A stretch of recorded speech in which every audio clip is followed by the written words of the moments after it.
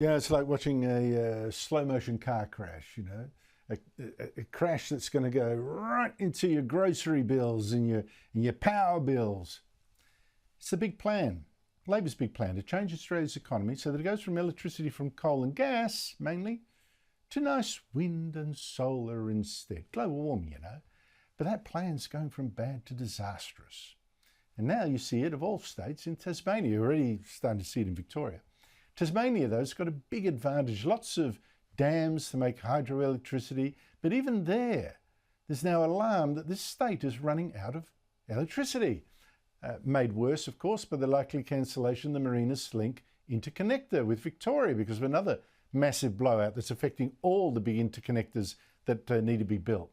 And that is, in fact, a double blow because Victoria is already also running out of electricity. And this interconnector was meant to help Tasmania sell its spare electricity to states like Victoria and use that money to drive down its own prices. So Victoria can't rely on that power or the rest of the continent, and Tasmania well. Joining me is the country's top finance writer, Terry McCrann of the Herald Sun. Terry, every week now, there is new evidence that this switch to green power is going to take much longer, cost much more than was promised at the start. How bad is this latest news? Well, Andrew, just another day in the lunatic asylum that is Australia's energy system these days. Just another example of the crumbling away of the system that used to be providing us with the cheapest power in the world, the most reliable power in the world, and plenty of it. We got as much as we wanted. We got as much as we needed. And this insanity is just continuing. I mean, this was supposed to be, this little small piece of the puzzle was supposed to be connecting up Tasmania's green electricity, its hydropower, although it's not so green to the greenies these days. They don't like hydropower. And Victoria's, whatever Victoria's power system was to be. Coal now, what it's going to be in the future. But we can't even get this little bit of the puzzle right to function exactly as you said, to provide some power into Victoria when Tasmania had a surplus, and in the other direction as well. And the Tasmanians are realising that they are sitting there on an island and they will run out of power. I mean, they won't run out completely, but they will certainly suffer exactly the same fate that Victorians and New South Welsh people are going to be suffering. Unless they make another dam. I'd love to see that happening in green Tasmania. Now, but what makes all this even crazier, Terry, it's like out of a sick comedy, right? That just as we are running short of electricity, the Australian Energy Market Operator says Victoria will face real serious trouble, maybe in 2 years' time, as soon as that.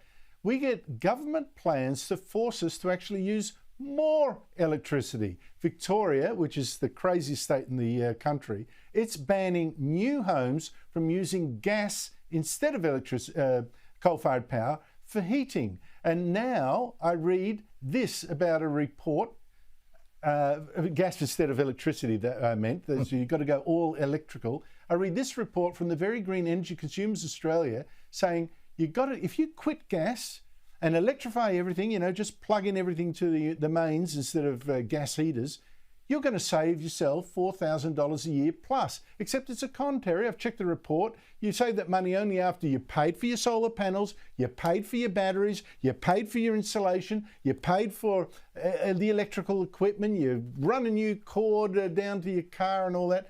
Do you believe any of this stuff? Well, what this is, Andrew, is just a small lie within the overall bigger lie. The bigger lie, of course, is that wind and solar are at least cheaper than fossil fuels, if not indeed free. I mean, you just got to look at those turbines turning over, the sun shining on those solar panels, and it doesn't cost anything. Well, it does cost because you've got to install them in the first place. But in the big picture, you've also got to have a real electricity system running or being prepared to run next to the solar and renewables. And batteries are certainly, we're not going to have enough batteries to cover that. so that when the sun doesn't shine and the wind doesn't blow, we can actually still get electricity from the real power stations. And what you've described in the individual home is just the small version of that. That yes, you've got to spend this huge amount of money to install the stuff up front, but on those days when the sun doesn't shine and the wind doesn't blow, well, in your case, your sun, well, you've got to draw power from the grid. So you've still got to get that power coming from the grid. It's just the total insanity of walking away from power generation that works to power generation that doesn't work, and which we gave away in the 19th century. We had wind and solar before we got real electricity, and we found out it didn't work. We had a better system, and that's what we embraced, and now we are marching happily back into the 18th and 19th century. It's just so crazy. And Terry, I wonder if it's going to get even worse, you know, because we're floating on the income from things like gas fields and coal mining. Indeed. And all that. You know, take that away, we'll be really stuck. See now, a strike planned, threatened at the Woodside Petroleum. It's caused a 40% spike in futures, whatever, overseas. You know, oh my gosh, the gas might not flow. I don't know if the strike's going to go ahead, but that's the fear. It's all adding up to, including the tax grabs the government's hit with the gas industry with, like Australia's becoming exactly the place you do not want to invest in for new gas fields, which are going to leave us in the shtuck. Well, the basic reality, Andrew, despite the tens of trillions of dollars globally that has been poured into wind and solar, 80% plus of energy in the world is still oil, gas and coal, and less than 5%, about 4 to 5%, is wind and solar. I mean, it's just insanity.